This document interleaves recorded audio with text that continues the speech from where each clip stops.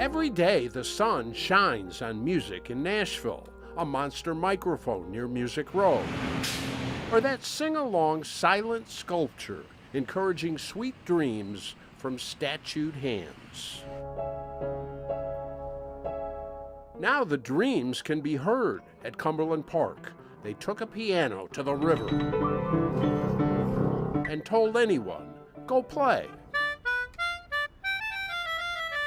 So we always say that anyone can be a performer, anywhere can be a venue.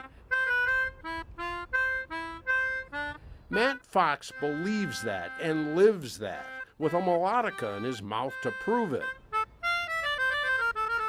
Clearly inspiring others to play an instrument too. What we always say is if we get one person to get, invested in music or to dust off that old guitar in their attic, then our mission has been completed. How good you are isn't the point.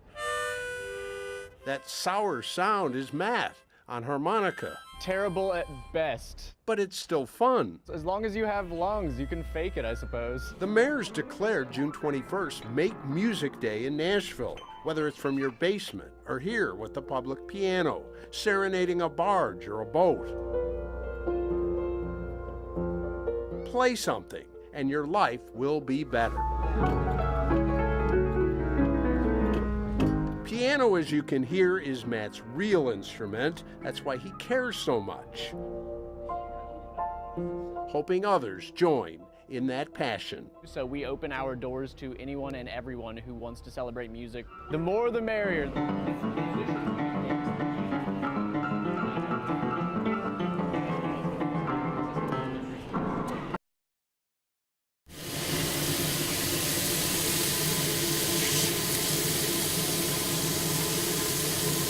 Burgers are still on the grill at Kelly's Cafe. Dave Farmer's still getting ready for the regulars at his barbershop.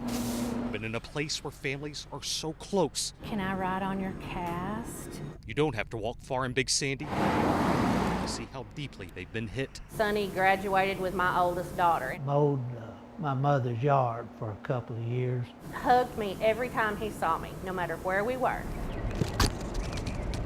Everywhere are ribbons, signs, all things showing the amount of respect the town has for the young nurse who died protecting his wife. You just wouldn't expect somebody from Big Sandy to be in Las Vegas and get caught in a mass shooting. When they told me what happened, I was in disbelief, total disbelief. The streets are more quiet in Big Sandy today. Some shops closed early.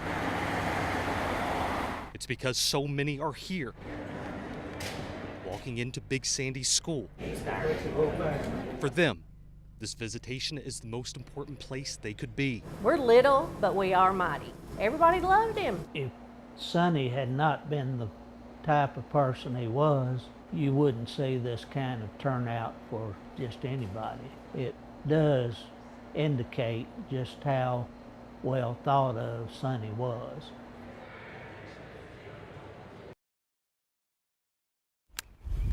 Fishing calms me down. So I'll go fish and just sit there, just fish the whole time, catch a couple bass. Then I come home and I'm like, oh, I feel so good, so nice. But like everything else, there is a rhythm to fishing. Rhythm is something that 12-year-old Braden Chun knows all too well.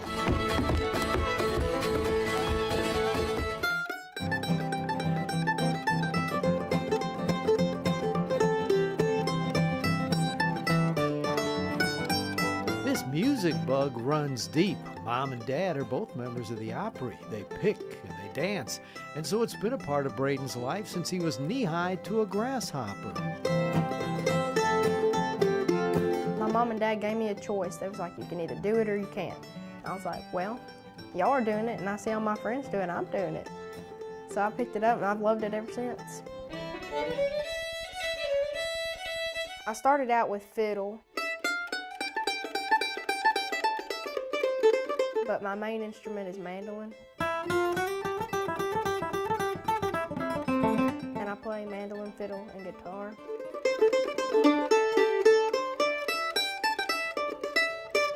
Now, like most kids, Braden loves other things. He plays football and baseball, but this music thing is going to take him places. In fact, it already has. They are fast becoming bluegrass superstars. Give it up for the Salty Dogs! That's Braden with a little group they put together for the TV show Little Big Shots.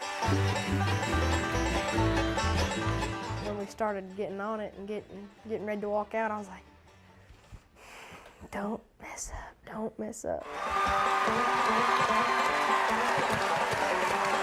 Well, you jumped up and danced right away. Yes, sir. I just had to get my adrenaline going where I was like, oh, shoot, if I get up and start doing something, I won't mess up.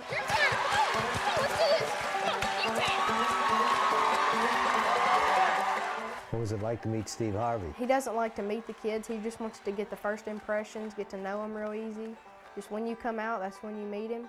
He's just a really great guy. It's back here in a small studio in a pretty little shed behind his grandparents' home where that magic started.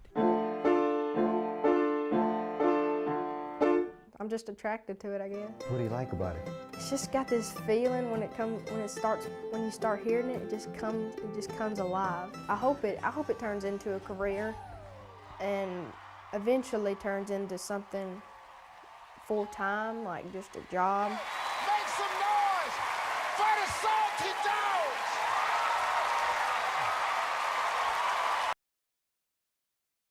Why are you doing this? I just felt like running. Like Forrest Gump, Rob Pope keeps it simple. I guess the big question is why? I just felt like running. He'd have to. For 7 months now, he's been running America's byways with a bicycle full of bare necessities. Friday morning on Highway 70 near McEwen, heading east. I always wanted to run across America because I'm, a huge sort of music fan. I'm so excited about coming to Nashville, like seeing Johnny Cash. Love of music makes sense for a guy from Liverpool.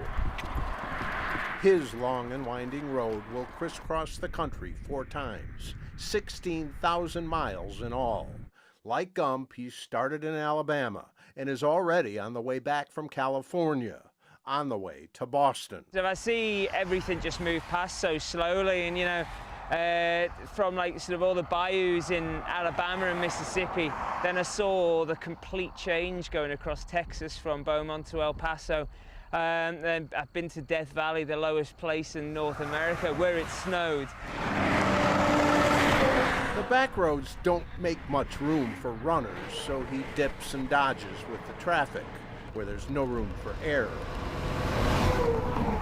He shouldn't take his eyes off the road, but he can't help it. I'm loving how green Tennessee is at the moment. He will raise some money for charities. He figures that might make all of this look more reasonable. But what he'll remember? Mostly just how friendly people are. I was in a restaurant in New Johnsonville last night, speaking to the staff and the clients, and it turned out that basically they covered my tab and they paid for me to stay in a hotel, which is a lot better than being in my tent. Boston bound and believing there's no such thing as strangers. They're all just friends you've not yet met.